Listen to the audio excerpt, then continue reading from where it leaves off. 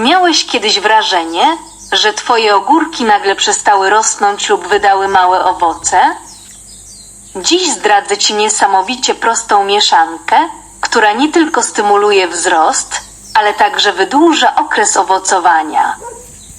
A co najważniejsze, wszystkie składniki masz już w domu, a cena jest praktycznie zerowa.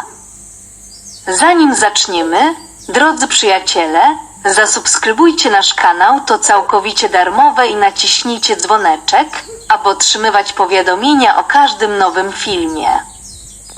Dziękujemy. I od razu przejdziemy do filmu. Ten suplement dodaje ogórkom energii, utrzymuje pH gleby na idealnym poziomie i pomaga im zachować zdrowie i siłę w upale. Oglądając ten film, spróbujcie zgadnąć, które dwa składniki zrobią dużą różnicę. Napiszcie w komentarzach, zanim przejdziemy do przepisu. Będzie nam miło, jeśli zostawicie nam choć jedno serduszko w komentarzach. Teraz przechodzimy do części, na którą wszyscy czekaliście. Weźcie jedną małą łyżeczkę cukru, jedną małą łyżeczkę sodii oczyszczonej i 2 litry wody. Wszystko dokładnie wymieszaj, aż do całkowitego rozpuszczenia, a następnie równomiernie rozprowadź mieszankę na 10 roślinach.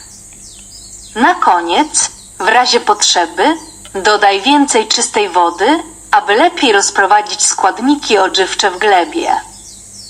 Już po kilku dniach zauważysz silniejsze liście, więcej kwiatów i dłuższe owocowanie.